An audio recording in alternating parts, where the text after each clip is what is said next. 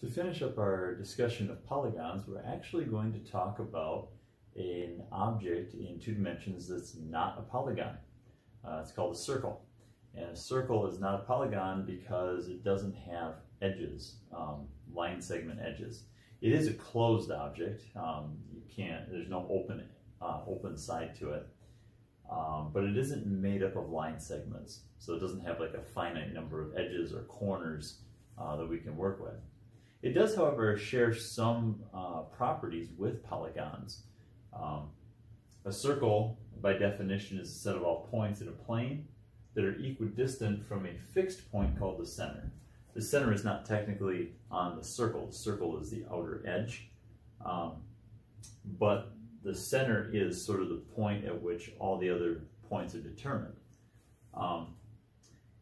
The distance, this equidistant value, the distance from the center to the actual points on the circle, is called the radius. And that distance is the same for every point on the circle. Okay. The distance across the circle going through the center is called the diameter. And so the diameter technically makes up 2 different radii. Okay, so so there's a relationship between the 2. You would say that the diameter d is equal to 2 times the radius. Okay, or you could say the radius is 1/2 the diameter. Either way, but I like this one because it avoids a fraction. Now, where this is similar to polygons is that the 2 features that it has, one is the circumference and the other is the area. Now, polygons don't have a circumference, but polygons have a perimeter. And a circumference, like a perimeter, is the distance around the outside of the circle. Now, with a perimeter for polygons, it's the sum of the sides. But with a circle, you don't have sides. And so it's just a distance, around the curve. It's a curved distance. But it's still measured in units of length, just like a perimeter is, okay? So it still has that same sort of feature to it, that it's a distance around the outside, even though it's not technically the sum of a finite number of sides, okay? The area is really the same as the area for a polygon in the sense that it's the amount of space that it takes up on the inside, okay? The amount of space on the inside of that circle. So in some sense, the circumference is kind of like the perimeter of a polygon, and the area of a circle is really the same idea as the area of a polygon. It's just a little bit harder to calculate because the edges are curved, and we can't just use rectangles and triangles, and move stuff around and cut and splice like we could with polygons. All right, so now we have to figure out some formulas for the circumference and the area, now that we know diameter and radius. And so there's an interesting feature of circles that is similar or is related to similar triangles. Okay, similar triangles, we said, 2 triangles are similar if all their angles are the same, and then the angles are congruent, and then the edges, the corresponding edges or sides, had to be proportional to each other. Well, with a circle, you don't have angles, and you don't have edges, so to speak, or sides. But every circle is sort of, in some sense, similar to other circles. So you have this circle here, or you may have a small circle, or you may have a giant circle. I don't know, the edge of the sun, for instance, from our perspective, would be a large circle, right? Or approximately a circle. And so it doesn't matter how small or big, they're kind of similar shapes in some sense. Not that you can get corresponding angles to be congruent, because there aren't any, but there are ratios, very important ratios of different features that are going to be equal, just like the ratios of corresponding sides in a triangle. And so what's interesting here is that if you take the circumference, we'll call it C, and divide it by the diameter D, that's a ratio that's constant for every circle. So if I took the circumference of this little circle divided by its diameter, if I took the circumference of the bigger circle divided by its diameter, that ratio will be the same number, no matter how big or small the circle is. Okay, so the circumference divided by the diameter is a fixed value for all circles. Okay? More specifically, it's given a name. It's called pi. It's the value pi. So C over D is equal to pi. Now, essentially what happens is if you take the diameter and you kind of, you could put it on a string or cord or cable or something, that distance, cut it off, and wrap it around the outside, what will happen is that, I should have probably done this in a kind of a neat way, but if we started here, it would wrap around 1, 2, 3, and have a little bit left over, okay? I'm not doing that real precise, but that's not too bad actually. Okay, so the circumference divided by the diameter is the number of times the diameter wraps around the circle, around the circumference, okay? And so that value is 3 with something left over, okay? This amount left over is going to be an extra 0.1415 and some other stuff.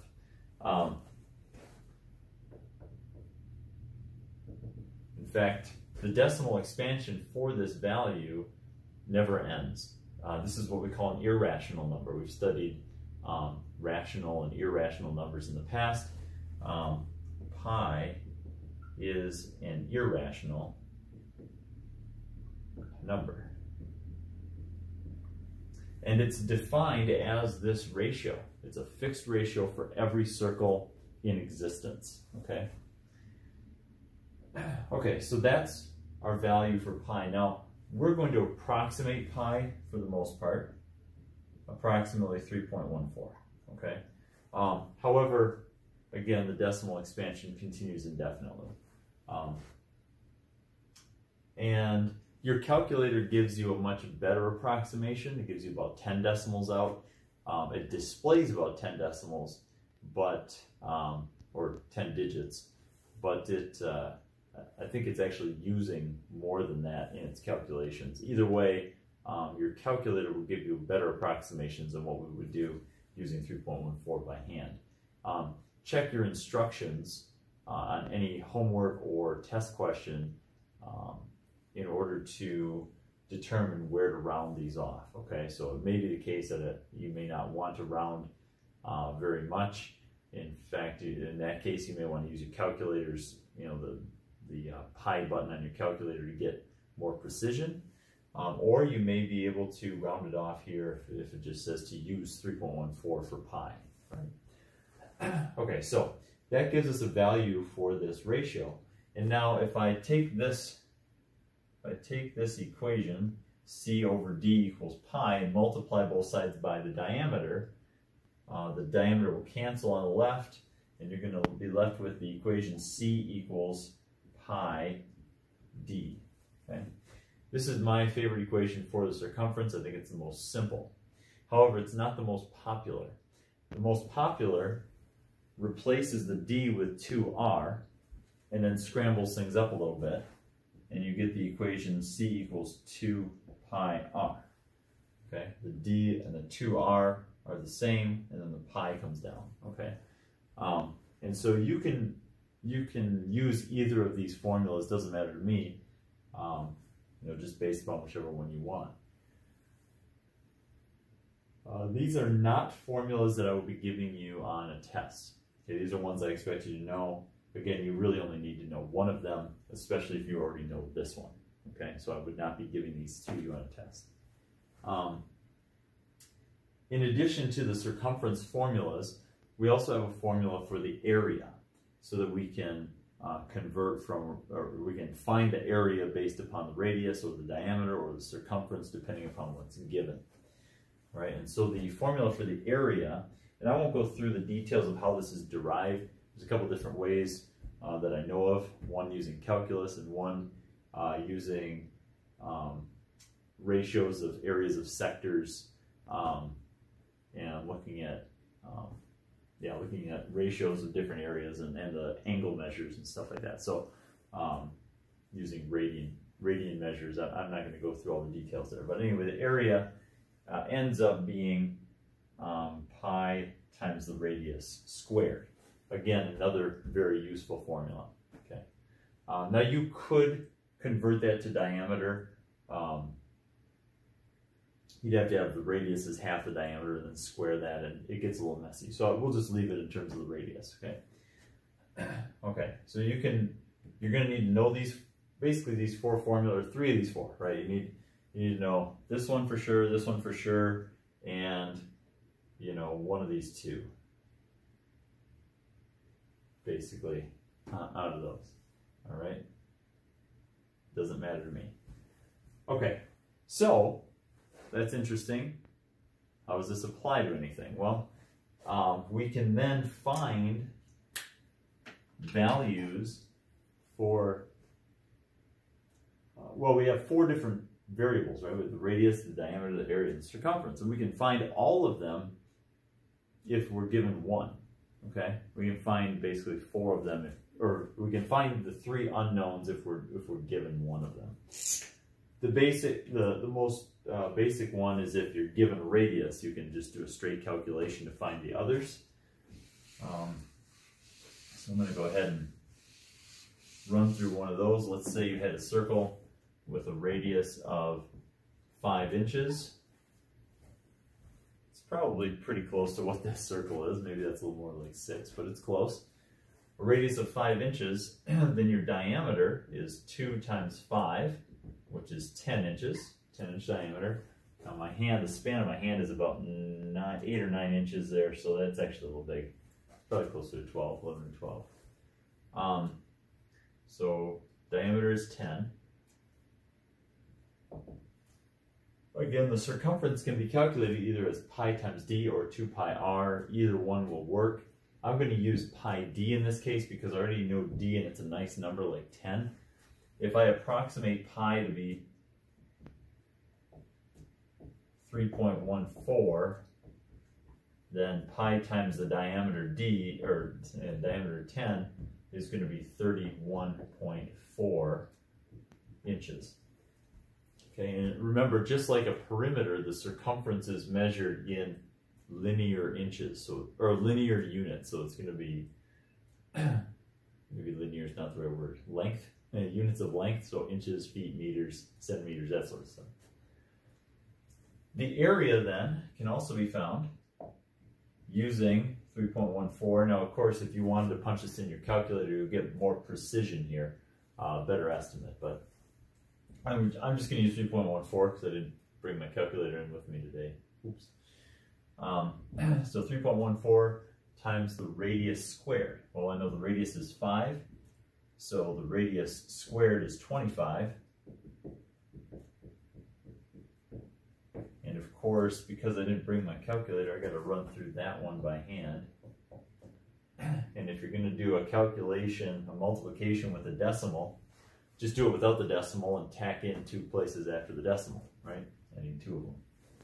So 5 times 4 is 0, 20 I mean. That's 5, 6, 7.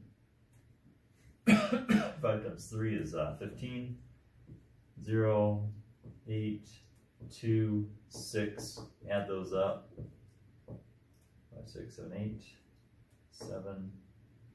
And again, I need 2 places after the decimal, so 78.5 would be a good area there. So approximately 78.5. Now area, remember, is always in square units, so we'd have square inches on that.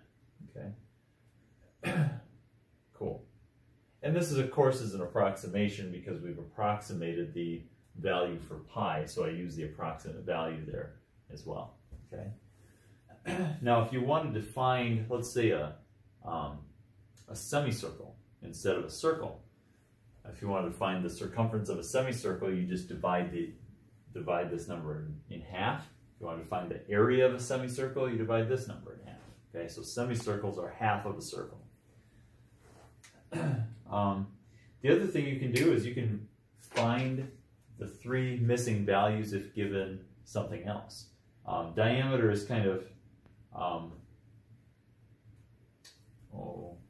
it's kind of trivial because it's very similar to this technique. But let's say I give you a circumference. You can find the other pieces of information from that. Okay. So to do that, let's go with a circumference.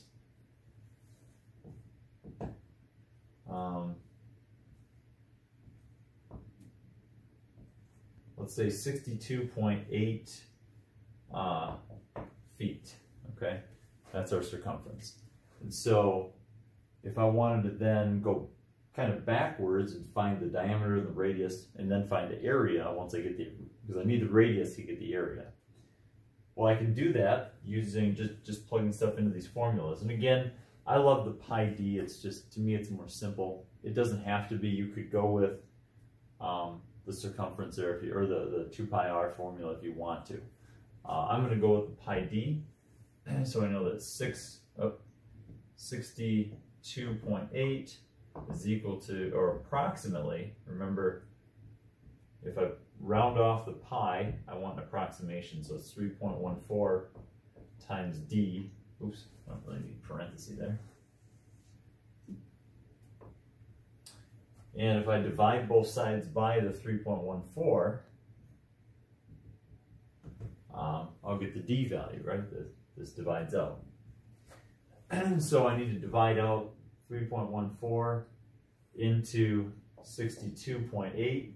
Of course, I move this decimal equally to make a whole number. Bring the decimal up. If you haven't done decimal calculations by hand with division, kind of running through a quick one here. You always want the divisor to be a whole number. So you move the number of decimal place, you move the decimal over until it's a whole number, but you have to do that on both the divisor and the dividend. Essentially, you're taking this fraction and multiplying top and bottom by 100 to make that a valid operation. And so then you take 314 into 628, ignoring now the decimals. Essentially, the decimals aren't there, they're on the end. And that's going to go 2 times. 2 times 314 is 628. I wrote that for a reason, right? I made it that number for a reason. The remainder there is 0.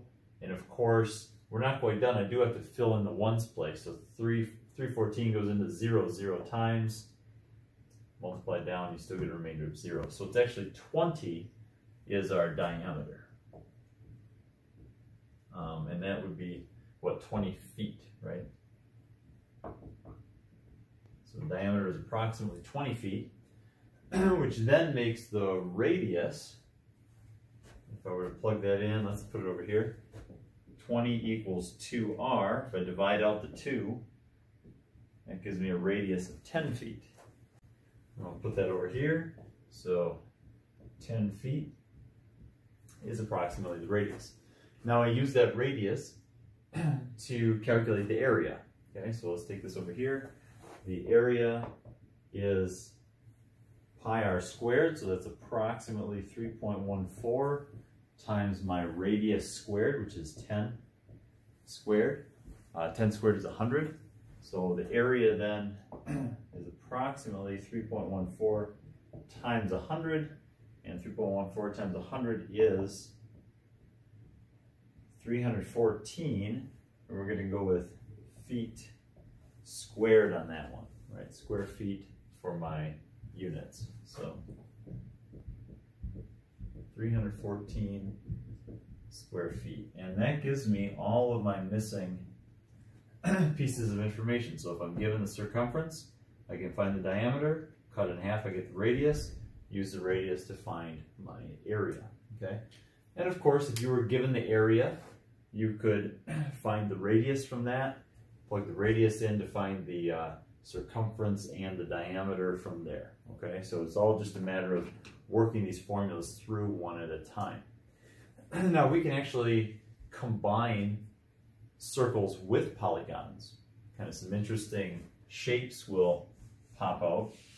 I'm going to get rid of some of these formulas here. And this example.